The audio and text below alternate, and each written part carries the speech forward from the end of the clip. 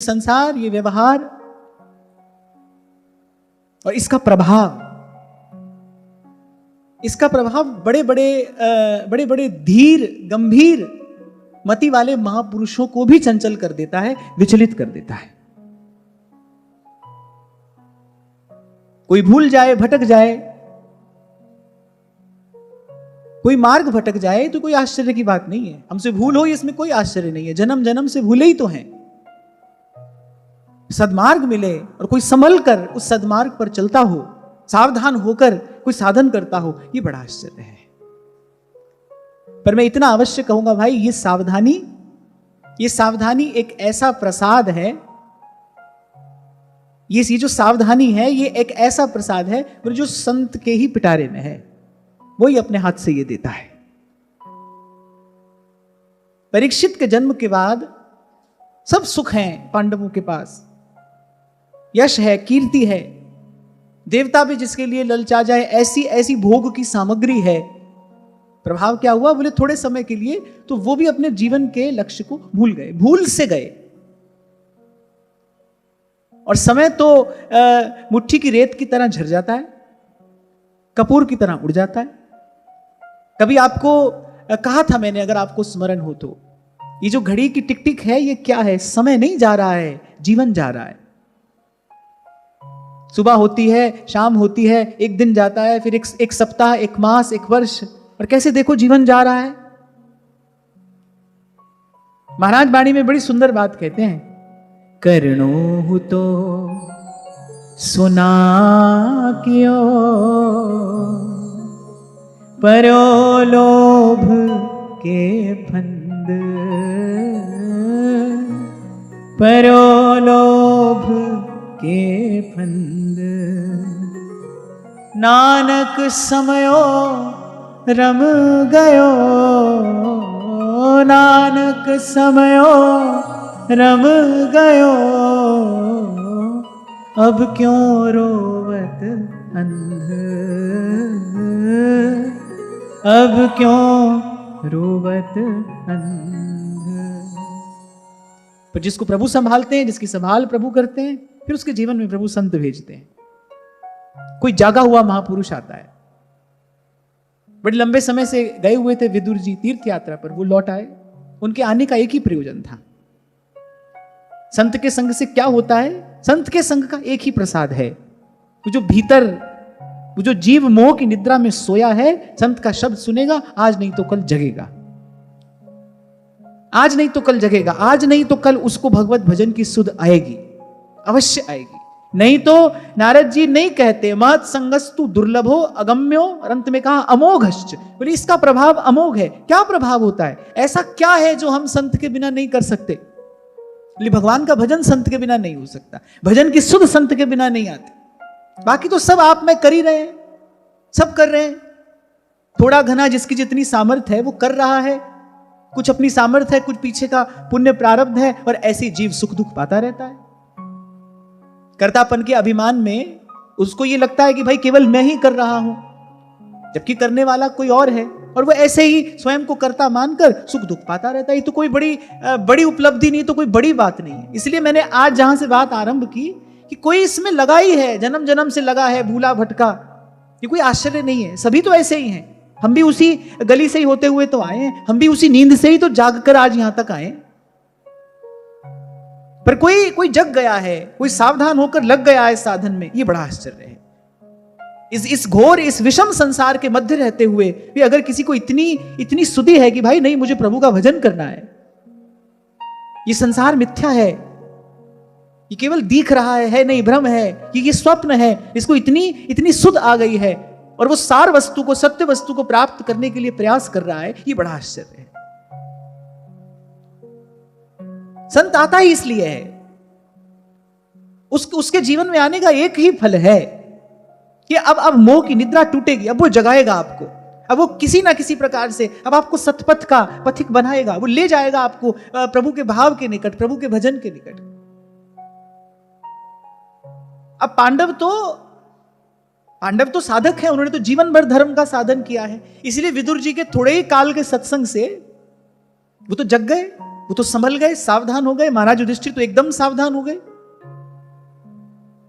और हंसने लगे। बोले देखो प्रभु क्या आपकी माया है। इसीलिए माता कुंती ने कहा था, बोले हे गोविंद जा तो रहे हो, कृपा करते जाना, मेरे जीवन पे पग पग पे विपत्तियां आती रहें।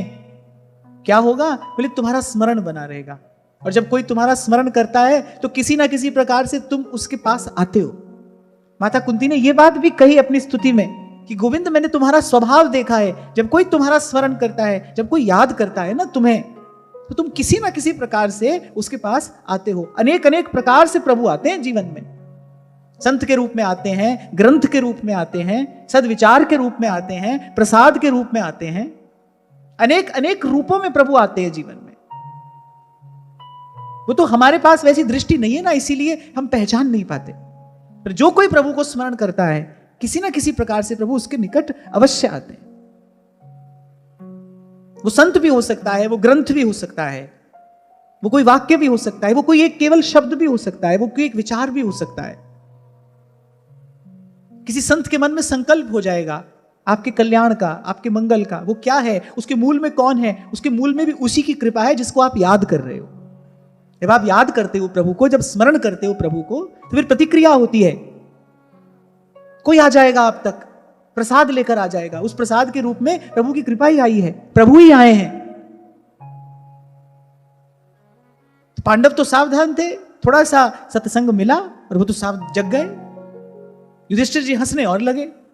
संस्मरण आ गई माता कुंती की वो पंक्तियां, भाई इसीलिए हमारी माता ने कहा था कि भाई ये दुख आते रहें, प्रभु की याद बनी रहती है। और जब प्रभु की याद बनी रहती है तो फिर प्रभु आए बिना रह नहीं पाते, प्रभु के चरणारविंद का दर्शन हो जाता है। माता कुंती ने तो यही कहा, हे गोविंद जब जब तुम्हें स्मरण किया तुम आए। पांचाली को राज सभा में राम नाम सुध आई, और ताको दुख हरेओ करुणा में अपनी पैज बढ़ाई। जब जब आपको याद किया तब तब आप आए, आपके श्री चरणों का दर्शन हुआ। और आपके श्री चरणों के दर्शन का फल क्या है? बोले आपके चरणों का दर्शन जिसे हो जाए, बोले उसे फिर इस आवागमन के इस दुष्चक्र में नहीं फंसना पड़ता। ये तो मैं जानती हूं, आपके श्री चरणों के दर्शन का ये परम फल है। वो जीव फिर द्वंद्व में नहीं पड़ता, वो द्वंद्व मुक्त हो जाता है। पर जो धृतराष्ट्र और गांधारी है ना, वो बड़ी बड़ी गहरी नींद में सोए हैं। वो बड़ी गहरी नींद में सोए हैं। इसीलिए विदुर जी को उनको बड़ा दीर्घ काल तक सत्संग देना पड़ा, झंझोड़ना पड़ा महाराज धृतराष्ट्र को। कहा उन्होंने, बिरध भयो सूझे नहीं, काल पहुंचयो आन, काल पहुंचयो आन। कह नानक नर बावरे, कह नानक नर बावरे, क्यों ना भजे भगवान, क्यों ना भजे भगवान। और मैं तो कहता हूं ये तो महापुरुषों का शिष्टाचार है कि इन्होंने शिष्टता पूर्वक ये बात कही कि भाई वृद्ध हो गए। पर मैं कहता हूं भाई काल तो सभी के सिर पर मंडरा रहा है। क्या बालक, क्या युवान और क्या वृद्ध? बालक की मृत्यु नहीं होती क्या? क्या कोई युवान इस संसार से नहीं जाता? तभी तो श्री स्वामी जी महाराज ने कहा, बोले काल फिरो सर साधे। भाई ये विपदा तो आपके मेरे सबके ही सर पर खड़ी है ना। कोई ऐसा थोड़ी है कि वृद्ध ही जाएगा। ये तो महापुरुषों का शिष्टाचार है। शिष्टता पूर्वक ये बात कहते हैं कि बिरध भयो और सूझे नहीं, काल पहुंचे हो आन। पर भाई काल तो सभी के सर पर मंडरा रहा है। ये विपत्ति तो आपके मेरे सबके सर पर है। समझो, अगर जीवन की क्षणभंगुरता का विचार करो तो ये विपदा तो सब पर है भाई। देर क्यों करनी चाहिए? किसी को भी कल की प्रतीक्षा क्यों करनी चाहिए? मुझे याद है, शायद मैं पहली दूसरी बार कहीं कथा कहने के लिए गया था, तो एक छोटी सी बच्ची कथा में आती होगी। उसने चौथे पांचवें दिन राम कथा हो रही थी, तो उसने चौथे पांचवें दिन मुझे लिखकर भेजा कि मुझे आपसे दीक्षा लेनी है। बहुत आरंभ की बात है।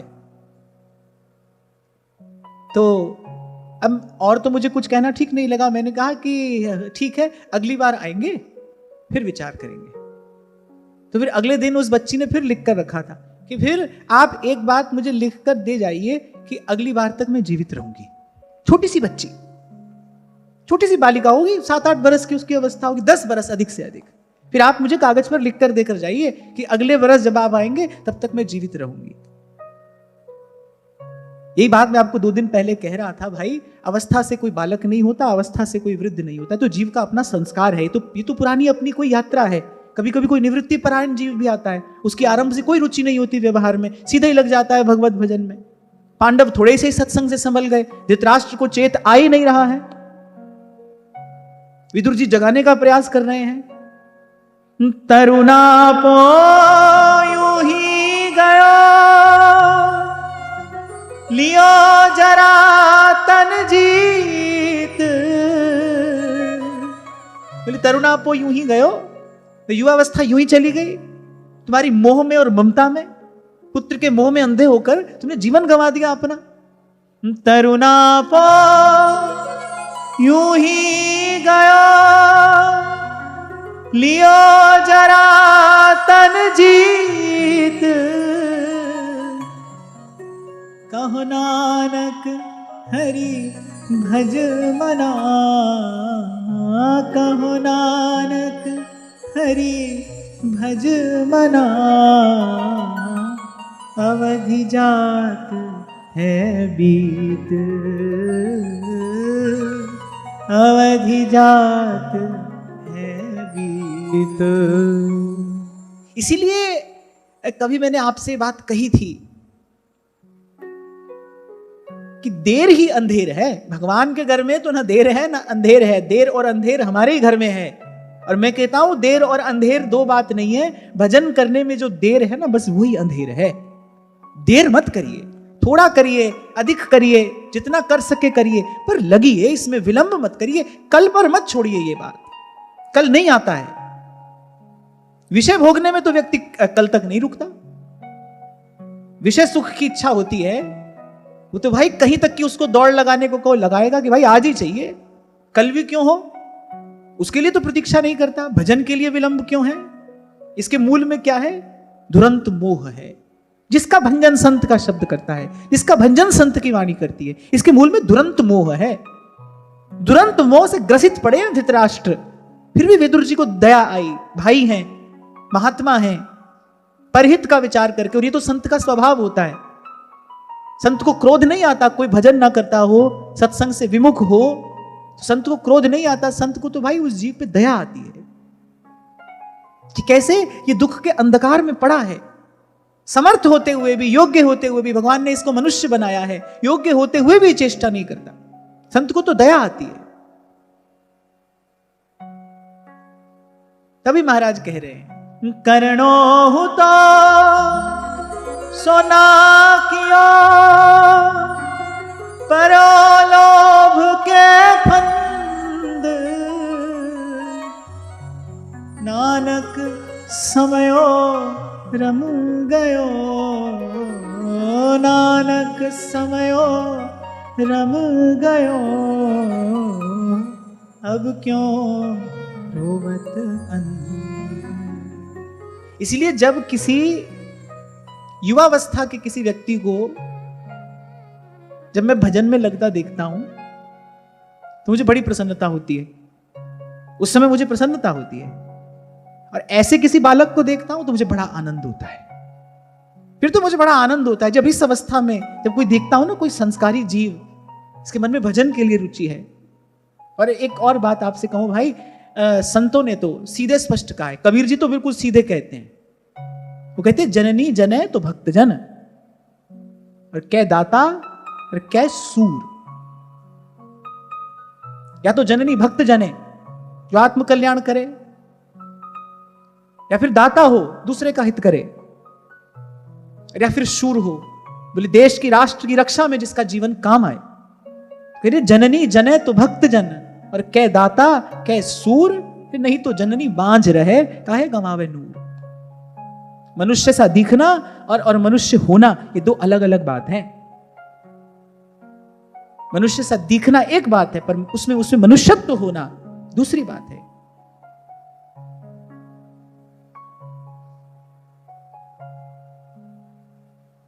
तो विदुर जी को दया आ रही है, कहां पड़े हैं ये, अब भी इनके मन में जीने की आशा है, अब भी इस महल का त्याग नहीं कर पा रहे हैं, कह रहे पराए घर में पड़े हैं, पुत्र सभी मारे गए।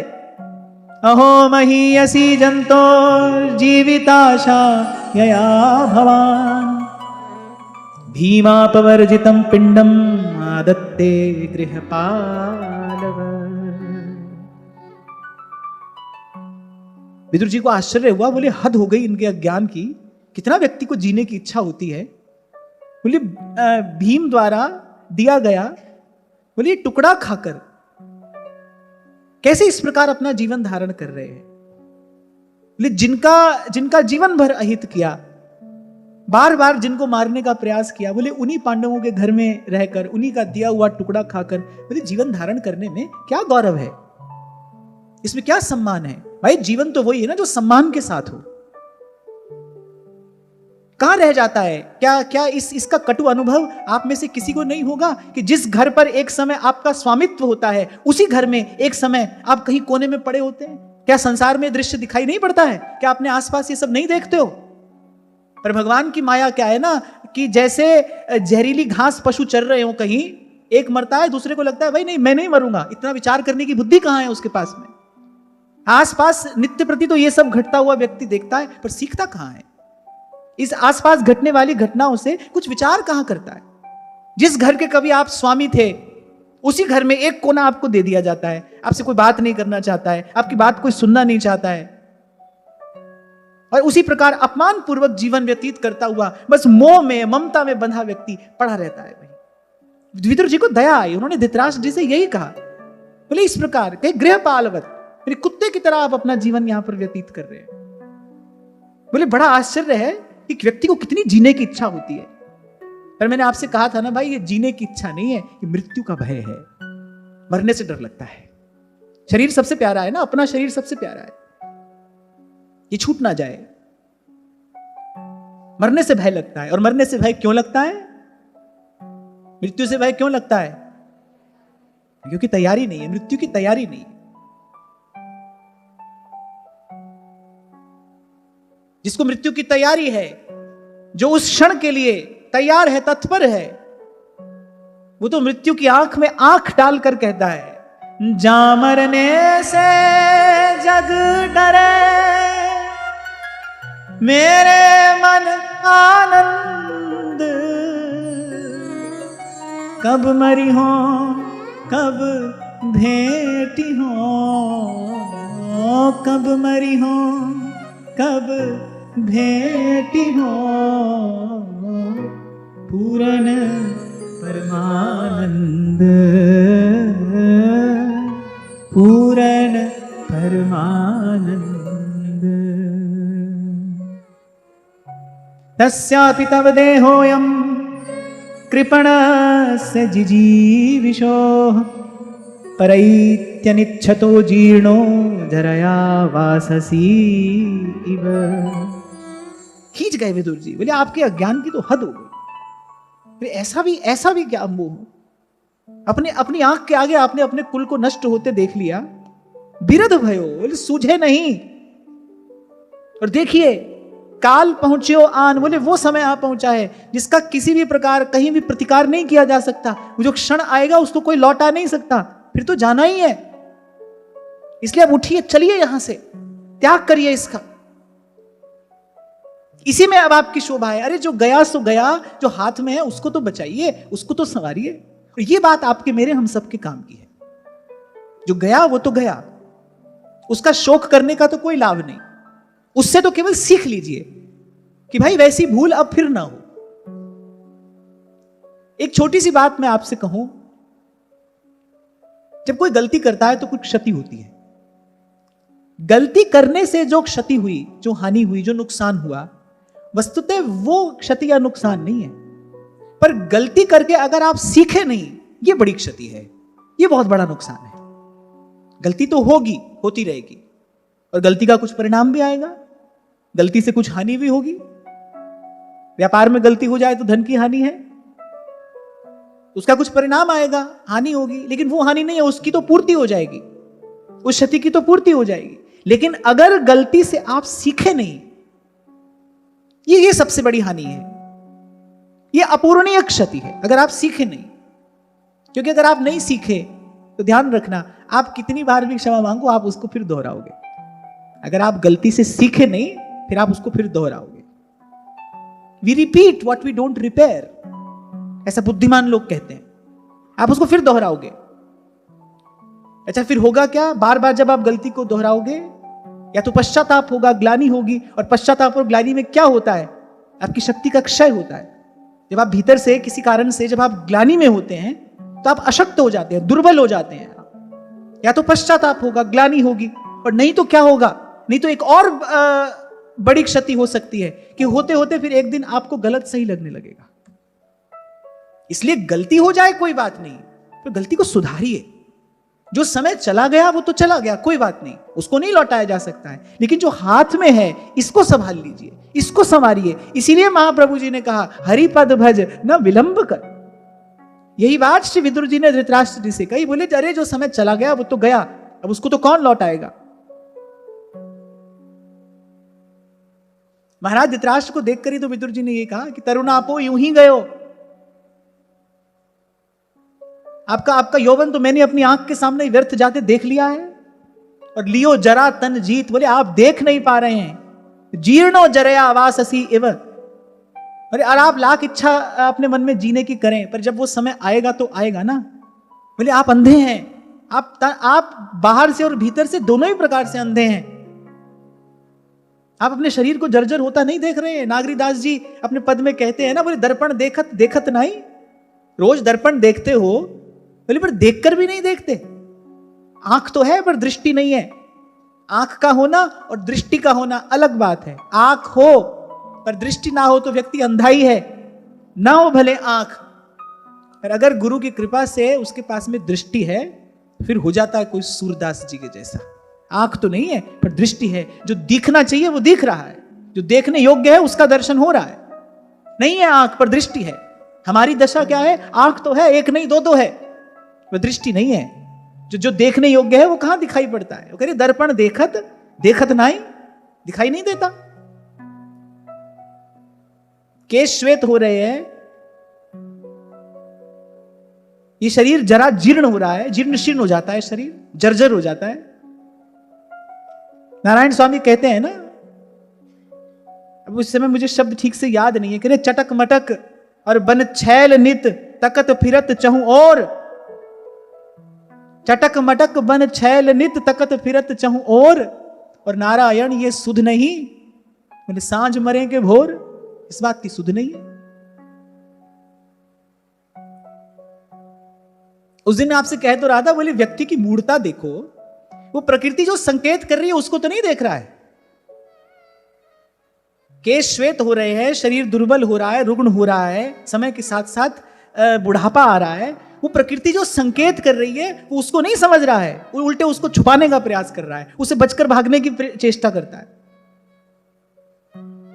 क्या हो गया? बाल सफेद हो जाएंगे तो रंग लेंगे। कैसे कैसे साधन आज बाजार में उपलब्ध हैं, कैसे कैसे साधन बाजार में उपलब्ध हैं। धन होना चाहिए आपके पास, बुढ़िया को गुड़िया बना देंगे। अरे तभी तो उस दिन मैंने कहा था, भाई मन को बिगाड़ने वाली हजार हजार बातें बाहर हैं, मन को सही मार्ग पर लाने वाला शब्द कभी कभी कान में पड़ता है। भगवान कृपा करते हैं, प्रभु की कृपा होती है तो मन को सुधारने वाला कोई शब्द कान में पड़ता है। मन को बिगाड़ने वाली 100 बात, 1000 बात, लाख बात, अरे संसार भरा ही तो पड़ा है इससे। यहां तो बाहर दशा ये है, कोई सीधे रास्ते चलता होगा तो उसको भी खींचकर वहीं ले जाने का प्रयास करेंगे, कह कहकर बात ऐसी।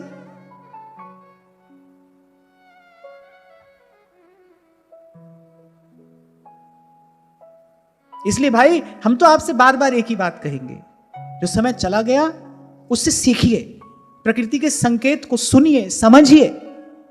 जीवन में जो भी घट रहा है, छोटी से छोटी घटना के पीछे भी कोई कारण है। कहने वाला कहता है अरे कोई कारण होगा, अकारण यहां कुछ नहीं घटता है। इस पूरे अस्तित्व में छोटी से छोटी घटना भी जो घट रही है उसका कोई ना कोई कारण है। फाइंड दैट रीजन, सोचिए क्यों हुआ। उस दिन मैंने आपको एक संकेत किया था, शिष्य कौन होता है, शिष्य कौन हो सकता है, किसको शिष्य कहना चाहिए? जो गुरु को एक सत्ता के रूप में पहचान के उसके प्रति समर्पित होता है। और जब कोई वास्तविक शिष्य होता है तो गुरु सत्ता वो जहां जाता है वहीं पर उसका मार्गदर्शन करती है। गुरु कोई शरीर में बंधा नहीं होता, गुरु किसी स्थान में बंधा नहीं होता। जैसे हरि व्यापक सर्वत्र समाना, ऐसे गुरु की सत्ता भी सर्वत्र समान रूप से व्याप्त है। जब कोई गुरु की उसी सत्ता को जानकर मानकर उसके प्रति समर्पित होता है, फिर वो गुरु सत्ता पग पग पे उसका मार्ग प्रकाशित करती है, उसको मार्गदर्शन मिलता है। और जिसमें ये मार्गदर्शन ग्रहण करने की योग्यता है, वही शिष्य है, वही शिष्य है।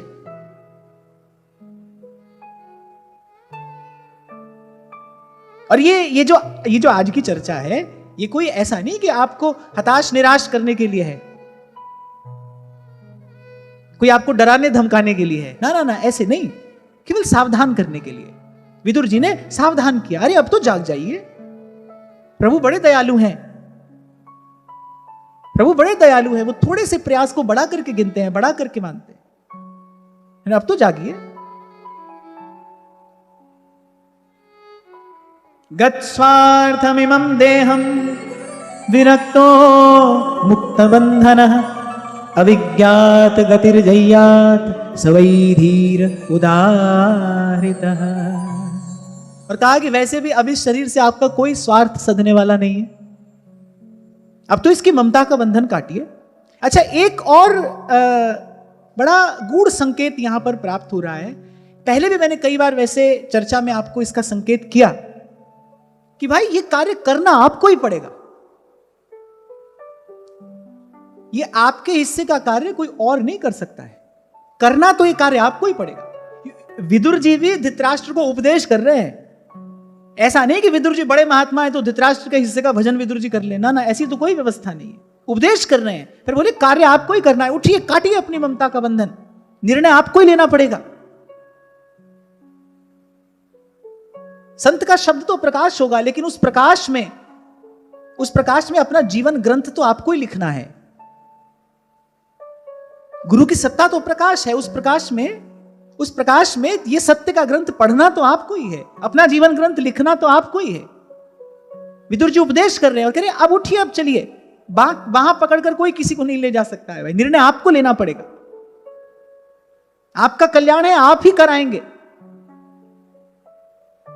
फिर विदुर जी ने एक और बड़ी सुंदर, बड़ी प्यारी बात यहां पर कही है, यस्वकात् परतो वेह जात निर्वेद आत्मवान हृदि कृत्वा हरिंगेहात् प्रव्रजेत स नरोत्तमः।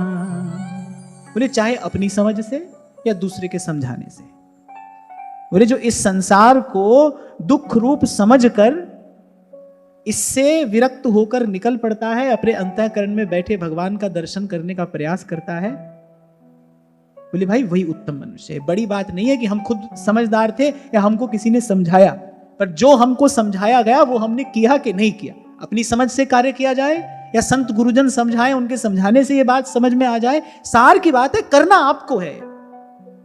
और आज की चर्चा के सार स्वरूप तो केवल एक बात हमारे हाथ आती है, जो श्री महाप्रभु जी ने अपने शब्दों से यूं कही कि जिहि नाम अनि मंगल लोक तिहु सुहरि पद भज न विलंब कर। इस वाक्य में जो उत्तर पक्ष है ना, ये बलशाली है।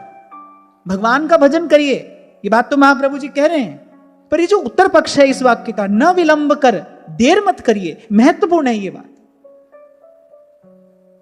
और हो सकता है मेरी बात थोड़ी कड़वी लगी हो, क्योंकि महापुरुषों ने तो शिष्टाचार पूर्वक अपनी बात कही है कि भाई अभी तक वृद्ध हो गए, अब तक भजन नहीं किया, पर मैं ये बात आपसे कह रहा हूं भाई कि मृत्यु तो वृद्ध होने का प्रतीक्षा नहीं करेगी ना, वो तो सबके सर पर मंडरा रही है। प्रपंच मंच सब काल ब्याल को खायो, महाप्रभु जी कह रहे भाई ये पहले से काल के गाल में ही तो पड़ा है, किस बात की देर, और क्यों देर की जाए। इसलिए ये कोई ना सोचे कि भाई ये सारा उपदेश वृद्धों के लिए है, कि महाराज धृतराष्ट्र वृद्ध हो गए हैं, वृद्धा गांधारी को विदुर जी उपदेश कर रहे हैं ना, ये उपदेश वृद्ध के लिए नहीं है, ये उपदेश तो जीव के लिए है। इसीलिए कहा कि भाई उत्तम मनुष्य वही है, किसी के समझाने से समझ जाए या यश स्वयं के पास ऐसा विवेक हो, शास्त्रादि का विचार करके उस संसार की दुख रूपता को समझ ले, और इस दुख रूपता को समझकर, संसार की असारता को समझकर, और बोले फिर जो अंतर्यामी, जो हृदय में भगवान बैठे हैं ना, बोले उनके दर्शन का, उनके अनुभव का प्रयास करे, पुरुषार्थ करे। पहले भी मैंने आपसे कुछ दिन पहले यह संकेत किया कि जब तक संसार में सुख बुद्धि है, कहीं भी आपको लगता है भाई यहां से कहीं से कुछ मिल सकता है, तब तक ना तो भजन है, और जब भजन ही नहीं होगा तो भजन का सुख, भजन का आनंद कैसे होगा? महाराज जी, मीमांसा में एक पूर्व मीमांसा है, एक उत्तर मीमांसा है। तो पूर्व मीमांसा का प्रयोजन ही यही है, केवल यह बताना कि भाई ये संसार दुख रूप है। पहले इतनी आदि बात समझ लो, भाई ये संसार दुख रूप है। संसार से विरक्ति कैसे होगी? स्थान बदल लेने से हो जाएगी। एक स्थान पर रहते थे, अब दूसरे स्थान पर आ गए, इससे संसार से विरक्ति हो गई। वस्त्र बदल लेने से हो जाएगी। कैसे होगी संसार से विरक्ति? विरक्ति का माने वो जो उपरति है संसार से, होगी कैसे? भाई जब तक उसकी दुख रूपता को समझोगे नहीं, तब तक भीतर ये बात बैठ नहीं जाएगी कि भाई ये तो निरा दुख ही दुख है, तब तक कैसे छूटोगे उससे? और माता होकर, पिता होकर, भाई बंधु होकर, तो भाई संसार की दुख रूपता समझ में नहीं आती है। संसार की दुख रूपता तो किसी संत के शरणागत होकर समझ आती है। संत के शरण होता है जीव, वो समझाता है उसे, तब समझ में आता है। नहीं तो बिरध भयो सूझे नहीं, काल पहुंचो आन, कह नानक नर बावरे, कह नानक नर बावरे, क्यों ना भजे भगवान, क्यों ना भजे भगवान। भाई श्रीमद् भागवत जी का ये अमोघ प्रताप है, बीज डाल देती है ये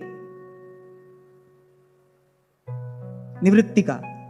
श्रीमद् भागवत का आश्रय ले, श्री कृष्ण में प्रीति भी होगी और संसार से उपरति भी होगी। निवृत्ति प्रधान ग्रंथि है, इसीलिए प्रत्येक अध्याय के विश्राम में लिखा है पारमहंस्यांग संहितायाम, ये परमहंसों की संहिता है।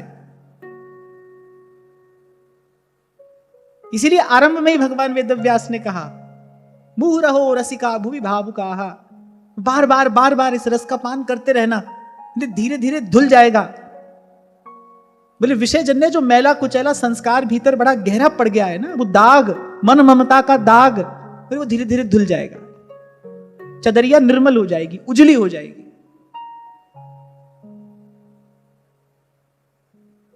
और फिर विदुर जी ने सावधान किया, बोले अब जो आगे समय आएगा ना, बड़ा बड़ा विपरीत समय आएगा।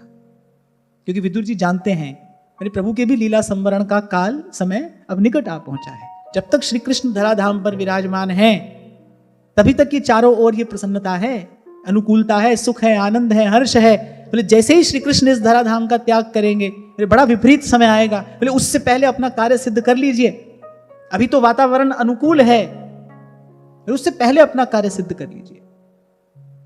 और यहां आपके मेरे लिए क्या संकेत है कि भाई जब तक शरीर में सामर्थ्य है, शक्ति है, जीवन में उत्साह है, तो ये श्रेष्ठतम कार्य जो है, जो पहला कार्य है हमारा, बोले पहले इसको सिद्ध कर लीजिए। और फिर विपरीत समय आएगा। हमारे लिए कौन सा विपरीत समय आएगा? जब शरीर जर्जर हो जाएगा, रोगी हो जाएगा, अनेक अनेक रोग आकर इसको घेर लेंगे, तब होगा भजन।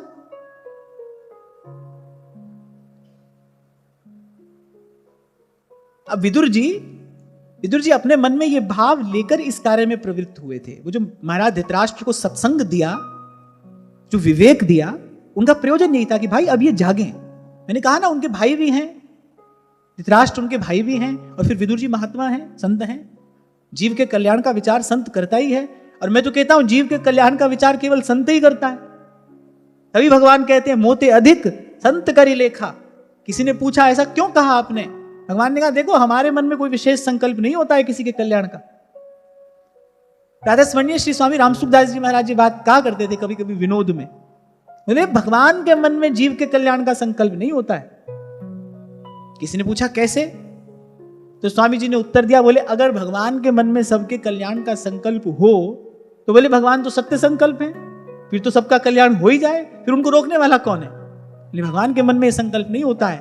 बोले भगवान के संत के मन में जीव के कल्याण का संकल्प होता है। इसीलिए भगवान ने कहा सातम सम मोहि मैं जग देखा, मोते अधिक संत करि लेखा। अन्यत्र मोरे मन प्रभु अस विश्वासा, राम ते अधिक राम करि दासा। बड़ी सुंदर बात भगवान वेदव्यास कह रहे हैं। एवं राजा विदुरेणानुजेन प्रज्ञा चक्षुर्बोधित आजु मीढ़। धृतराष्ट्र के प्रज्ञा चक्षु खुल गए। जो अभी आपसे मैंने संकेत किया ना कि कभी कभी आंख होती है पर दृष्टि नहीं होती। सूरदास जी के पास आंख भले ना हो पर दृष्टि है। धृतराष्ट्र के पास आंख नहीं है पर विदुर जी के शब्द ने उनके प्रज्ञा चक्षु खोल दिए। सत्य का दर्शन होने लगा, सत्य का बोध करा दिया। और एक बात तो मैं आपसे बड़े विश्वास पूर्वक कह रहा हूं, संत गुरु की कृपा से, सतत साधन के प्रसाद से एक बार संसार की असारता की अनुभूति हो जाए, फिर जीव इसमें लगा नहीं रह सकता। जब तक आप लगे हो, भले आप उसको कर्तव्य का नाम देते हो, उत्तरदायित्व का नाम देते हो, आप उसको कुछ भी कहो, पर जब तक आप लगे हो ना, तब तक कहीं ना कहीं उसमें सुख बुद्धि है। जैसे ही संसार की दुख रूपता का ज्ञान होता है, निकल जाता है कोई, चल देता है कोई, फिर वो किसी से अनुमति नहीं लेता, कोई प्रश्न नहीं करता, फिर तो मार्ग बड़ा सीधा है। अति सूधो स्नेह को मार्ग है। कहा था ना कभी मैंने आपसे, जब गंगा की धारा चलती है समुद्र की ओर, तो क्या वो किसी से अनुमति लेती है? क्या वो किसी से मार्ग पूछती है? ना ना, वो तो चल देती है। भांति भांति की अनुकूलताएं प्रतिकूलताएं उस धारा के मार्ग में आती हैं। कहीं उसकी पूजा होती है, कहीं उसका मार्ग रोका जाता है, पर वो रुकती नहीं, चरई वेती चलती है, क्योंकि उसको समुद्र तक जाना है, उसको समुद्र में विलीन होना है, उसको अनंत को प्राप्त करना है।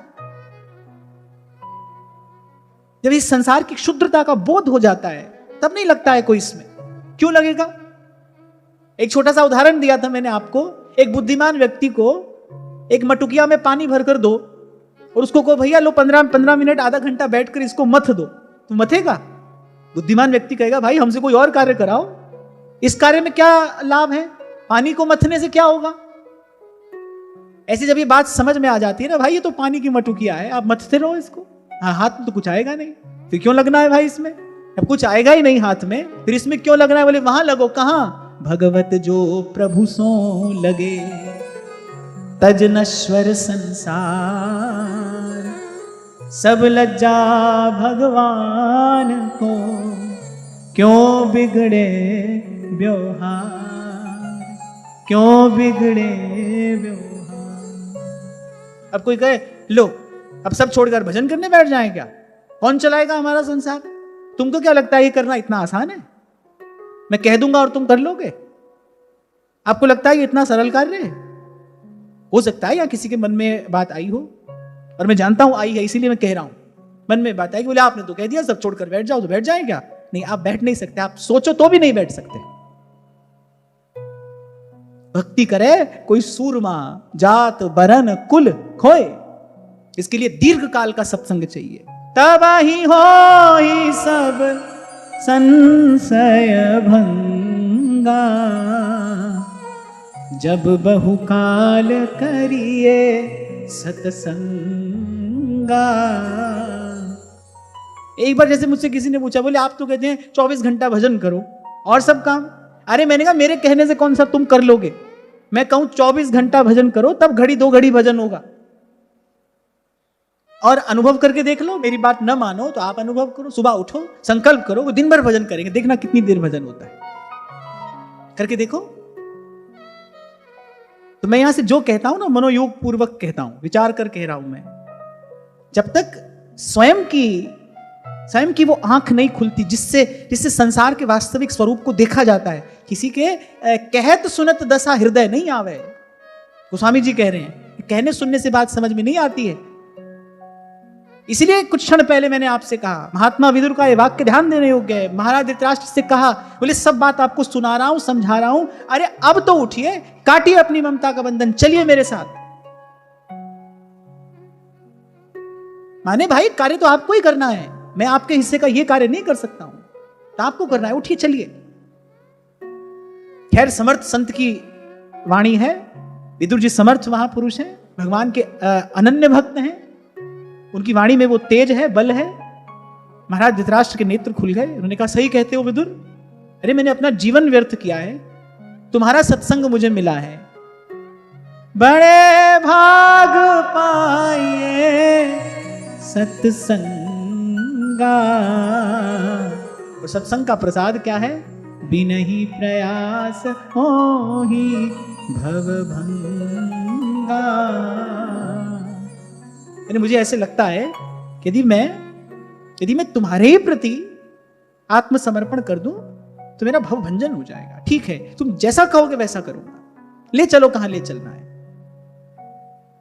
अब सोचो किस प्रकार चले हैं तीनों, धृतराष्ट्र, गांधारी और विदुर जी, तीनों किस प्रकार चले। किसी से कहा नहीं, किसी से पूछा नहीं, किसी को सूचना नहीं दी, किसी को संकेत भी नहीं किया, और बस चल दिए। ऐसे चला जाता है। अब तो मुझे लगता है आप लोगों को ये बात समझ में आ गई। तो साल 2 साल पहले तो ऐसी लाइन लगी रहती थी, रोज ही कोई ना कोई पूछ रहा है, हमारा मन तो करता है भजन करें पर, हमारा मन तो करता है भजन करें किंतु, हमारा मन तो करता है भजन करें परंतु। भजन करने वाले के लिए कोई किंतु परंतु नहीं होता, उसके मन में कोई प्रश्न नहीं होता। भजन की तुलना की जाती है कभी संसार से, या तो भजन करें या ये काम करें। आप इसका मतलब भजन की तुलना कर रहे हो ना किसी और कार्य से, किसी और स्थिति से, किसी और उपलब्धि से। भजन की किसी से तुलना है? अरे भजन जैसा तो भजन ही है, कोई भजन कर सके उसके जैसी कौन सी बात है। कुलम पवित्रम जननी कृतार्था वसुंधरा पुण्यवती चतेन। कोई एक भगवान का भजन करने वाला यहां आता है, अरे उसका कुल पवित्र होता है, उसकी जननी कृतार्थ हो जाती है, और कह रही ये धरती सौभाग्यवती हो जाती है। क्या कह रहे हैं श्री सेवक जी महाराज? धन्य सुतात, धन्य सुमाई, धन्य सुकुल जिहि जन्म भयो। कोई एक भजन करने वाला है।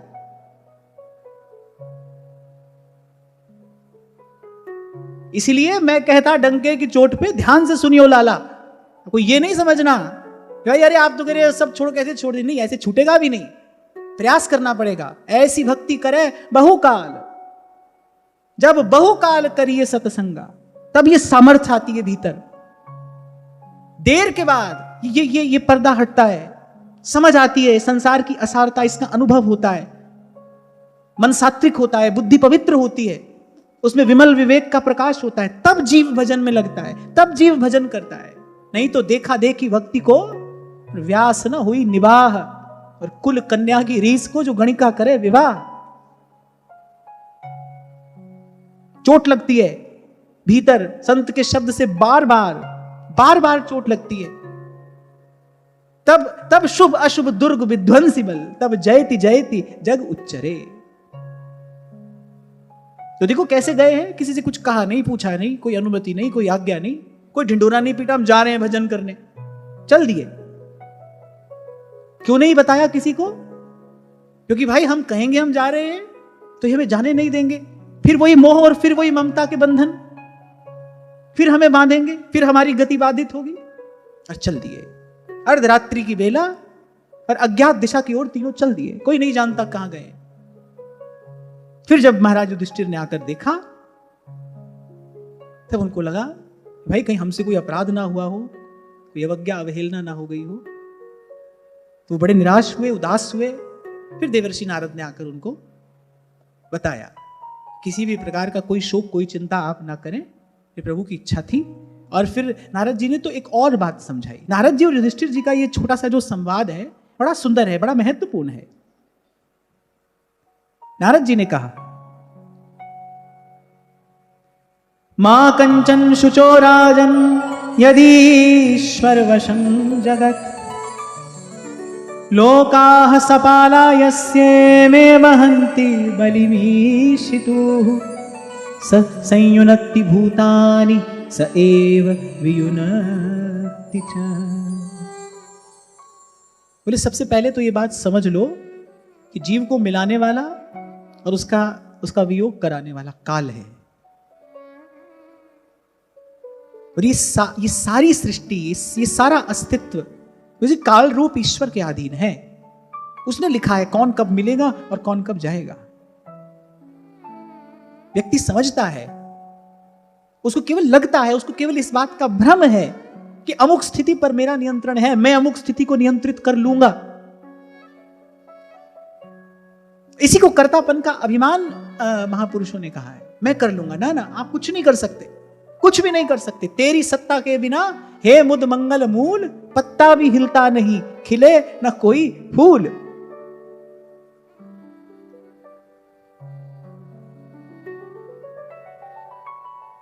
अब कोई सोचेगा आप क्या कह रहे हैं, हाथ पर हाथ धरकर बैठ जाए? नहीं, भगवान की इच्छा के प्रति जब आप समर्पित होते हैं, फिर ईश्वर आपसे महत् कार्य कराता है। फिर ईश्वरीय शक्ति, फिर वो भगवतीय शक्ति आपसे श्रेष्ठ कार्य कराती है। जब आप निमित्त बनकर बैठ जाते हैं, जैसा गीता में भगवान ने कहा, निमित्त मात्रम भव सव्यसाचिन। जब आप प्रभु के सामने आत्मसमर्पण कर देते हैं, जब कहते हैं प्रभु मैं आपके समर्पित हूं, अब मेरा कोई संकल्प नहीं, कोई इच्छा नहीं, जब आप भगवान के कार्य में निमित्त बनने के लिए प्रस्तुत हो जाते हैं, आत्मनिवेदन जब आप करते हैं, फिर प्रभु आपसे अपना कार्य कराते हैं। अच्छा, फिर जो सच्चा साधु है ना, उसको इस बात की भी चिंता नहीं है भाई प्रभु हमसे कुछ कराएं ही, कोई बड़ा ही कार्य हमसे कराएं, उसको इस बात की भी चिंता नहीं है।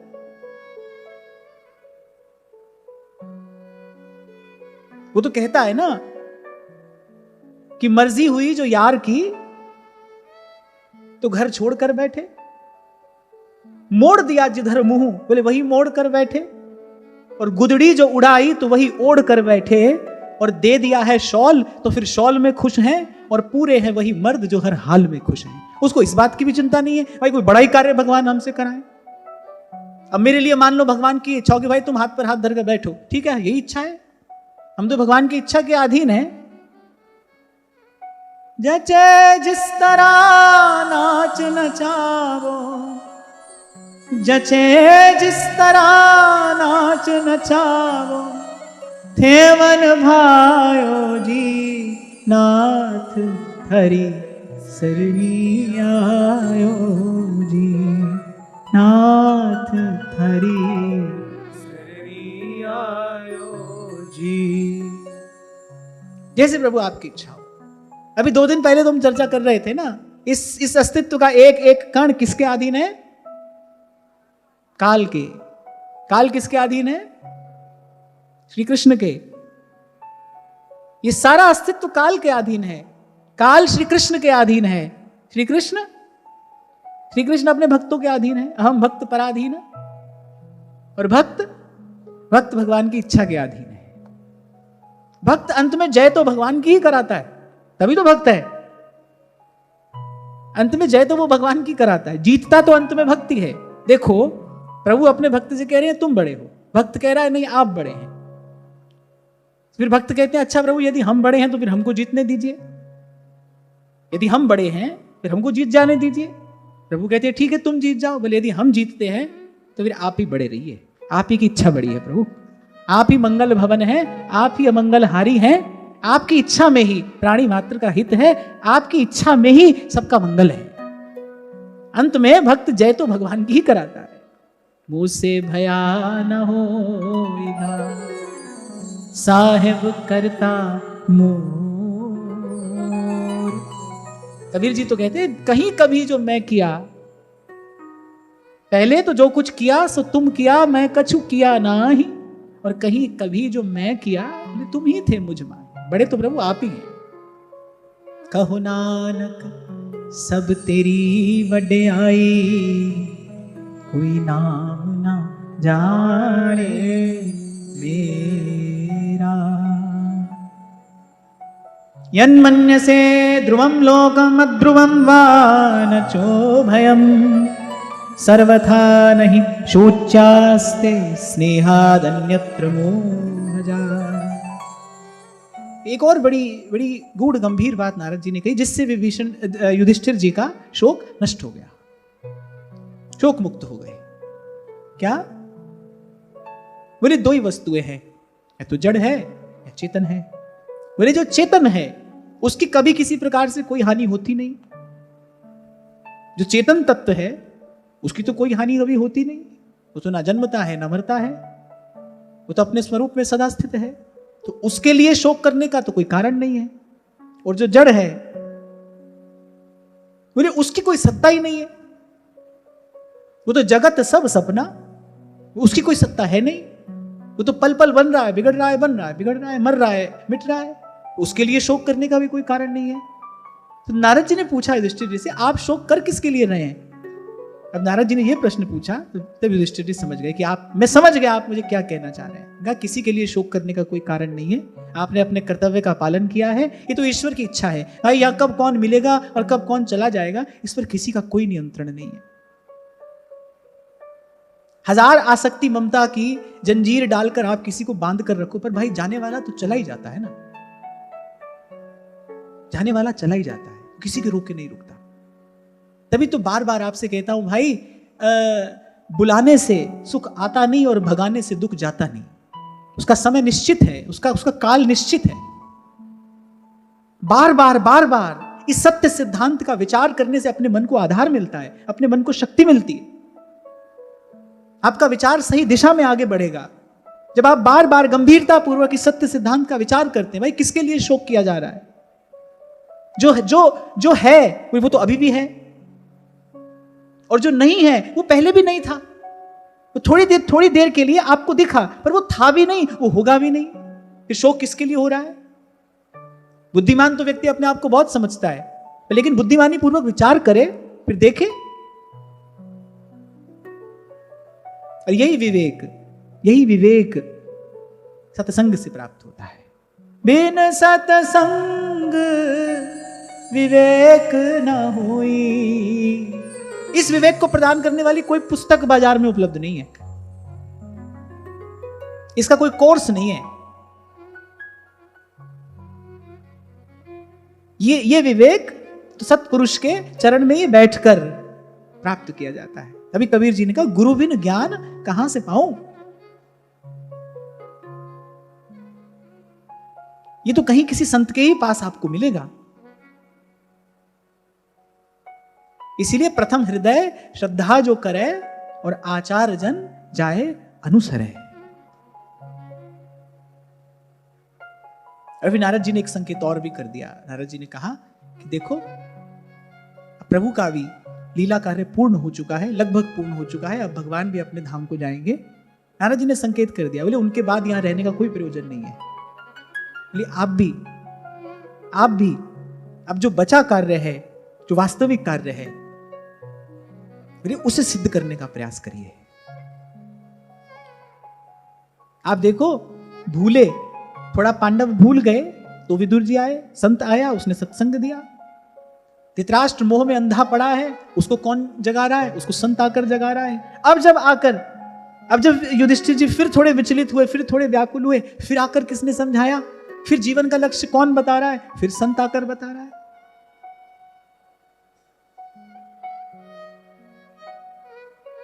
इसलिए भाई एक बात हमको समझ में आ गई, एक बात, आग लगी संसार में, झरी झरी परे अंगार,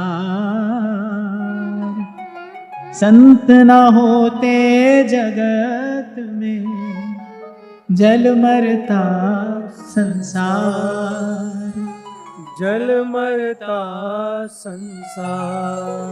इसलिए राम नाम उर में गहो, जाके सम नहीं को, जी सिमरत संकट मिटे, जी सिमरत संकट मिटे, दरस तिहारो होए, दरस तिहारो होए। फिर भी नारद जी ने कहा, तुम्हारे संतोष के लिए मैं बता देता हूं कि हिमालय के दक्षिण में जहां गंगा जी ने अपने आप को सप्त धाराओं के रूप में प्रकट किया है, बोले वहीं ऋषियों के आश्रम में वो दोनों हैं, विदुर जी भी उनके साथ में हैं। और ये भी तुम्हें बता देता हूं कि अब सब ओर से निवृत्त होकर वो अपनी सारी वृत्तियां प्रभु के चरणों में निवेदन करके बैठे हैं। इसलिए अब उनके कार्य में कोई विघ्न मत उत्पन्न करना। उनके लिए इस समय यही श्रेय का मार्ग है। आज से 5वें दिन अपने शरीर का त्याग कर देंगे। माता गांधारी उनके साथ सती हो जाएंगी। विदुर जी तीर्थ यात्रा को निकल जाएंगे। और नारद जी ने कहा, वो बोले तुमको भी हम बताए जा रहे हैं, थोड़ा सा समय है, तुम भी अपना कार्य सिद्ध करो। श्रीमन नारायण नारायण, श्रीमन नारायण नारायण